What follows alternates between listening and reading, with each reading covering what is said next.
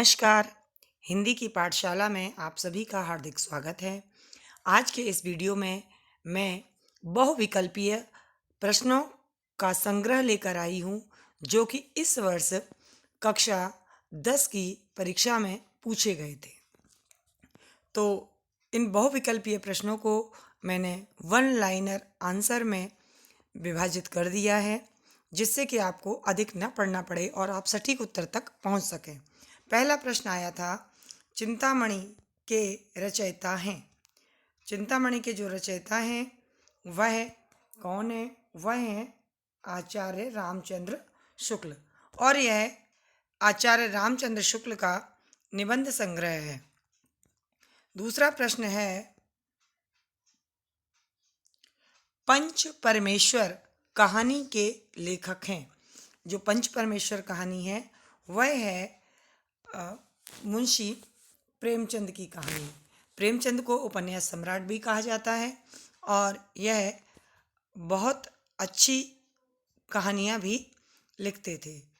इसी क्रम में हम देखेंगे अगला प्रश्न। प्रश्न नंबर 3 जो आया था वह इस प्रकार था, जयशंकर प्रसाद का नाटक नहीं है। तो बहुत सारे नाटक थे, उनका स्कंदगुप्त नाटक है, ध्रुव स्वामिनी नाटक है, चंद्रगुप्त उनका नाटक है। तो उन्हीं में था लहरों के राजहंस।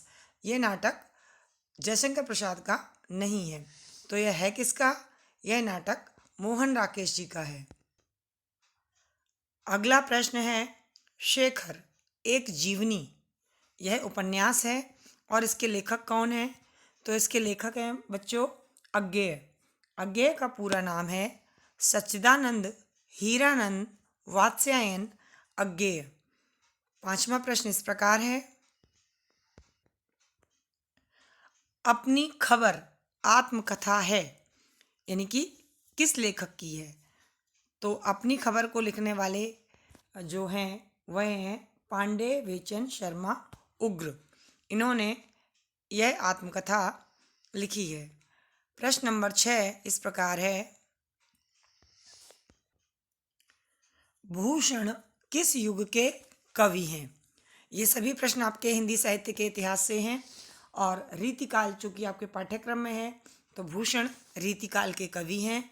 और भूषण ही एकमात्र ऐसे पहले कवि हैं जिन्होंने अपनी कविता में वीर रस का प्रयोग किया है। अधिकतर रीतिकाल में श्रृंगार रस का प्रयोग किया गया है। 7वां प्रश्न है, ललित ललाम रचना है। तो जो ललित ललाम रचना है वह मतीराम की है। मतीराम भी रीतिकालीन कवि हैं और इन्होंने भी अपनी रचनाएं रीतिकाल में लिखी हैं। और अगला प्रश्न है, यशोधरा रचना है। यशोधरा रचना बच्चों मैथिली शरण गुप्त जी की है और यह रचना इन्होंने अपने भाई के कहने पर लिखी थी। इनके भाई ने कहा था कि कोई एक ऐसी रचना आप लिखिएगा जिसमें कि गौतम बुद्ध के विषय में जानकारी हो। तो ये रचना मैथिली शरण गुप्त द्वारा लिखी गई है। प्रश्नों की श्रृंखला में अगला प्रश्न है, आंगन के पार द्वार। यहाँ पर 2 बार बच्चों के आ गया है, तो यहाँ एक ही रचना है आंगन के पार द्वार। ये जो दूसरा वाला के आपको दिखाई दे रहा है यह जो है ये कट जाएगा, ये नहीं होगा। तो रचना का नाम है आंगन के पार द्वार और यह रचना अज्ञेय की है। अज्ञेय का पूरा नाम है सच्चिदानंद हीरानंद वात्स्यायन अज्ञेय। प्रश्न नंबर 10 इस प्रकार है, दीपशिखा काव्य संग्रह रचना है, किसकी है?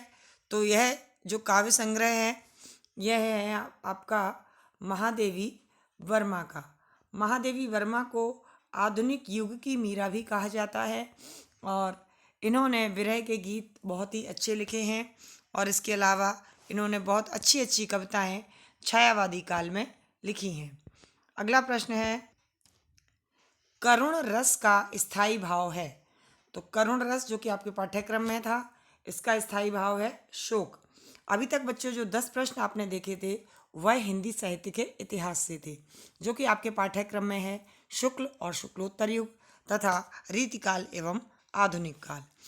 अब ये जो आपके प्रश्न शुरू होंगे 11 से लेकर 20 तक, ये सभी प्रश्न आपके रस, छंद, अलंकार, शब्द रूप, धातु रूप, पर्यायवाची, इन सभी से आएंगे। तो पहला आ गया रस का प्रश्न। अगला प्रश्न है चरण कमल बंदों हरि राई। उपर्युक्त पंक्ति में अलंकार है। इसमें आपका रूपक अलंकार है, क्योंकि यहाँ पर चरणों को ही कमल का रूप दे दिया गया है। चरण रूपी कमल है ना, दोनों ही चीज़ें अलग अलग नहीं है, इसलिए यहाँ पर अभेद आरोप होने के कारण रूपक अलंकार है। तो आपने देखा एक प्रश्न आपका आया कि रस से संबंधित और दूसरा आ गया अलंकार से संबंधित। प्रश्न नंबर 13 छंद से संबंधित है और पूछा जा रहा है कि यह सममात्रिक छंद है। सममात्रिक छंद उस छंद को कहा जाता है जिसमें सभी मात्राएं प्रत्येक चरण में समान हो। इसमें 4 चरण होते हैं और प्रत्येक चरण में 2 यहाँ बना हुआ है और 4 यहाँ, मतलब हो गया 24 मात्राएं। इस छंद में 24 मात्राएं होती हैं और 11 और 13 मात्राओं पर यति होती है। यति का मतलब होता है विराम, ठहराव, रुकना। तो यह या यहाँ लिखा है और यहाँ लिखा है, यह लिखा है यह लक्षण किस छंद का है? तो बच्चों यह लक्षण हमारा रोला छंद का है। रोला छंद में 4 चरण होते हैं और प्रत्येक चरण में 24 मात्राएं होती हैं और यति भी इनकी 11 और 13 मात्राओं पर होती है। अगला प्रश्न है पर्यावरण शब्द में उपसर्ग है। तो पर्यावरण शब्द में कौन सा उपसर्ग है? पर्यावरण, परि उपसर्ग है। यहाँ पर बच्चों संधि भी कई बार पूछ ली जाती है, तो मैं आपको बता दूं कि परि धन आवरण 2 शब्द हैं, परि और आवरण। अब परि के रा में निकल रही है ई और आवरण में निकल रहा है आ। ये दोनों ही स्वर कैसे है? समान नहीं है, तो ई की जगह जो परिवर्तन होता है वो हो जाता है य का।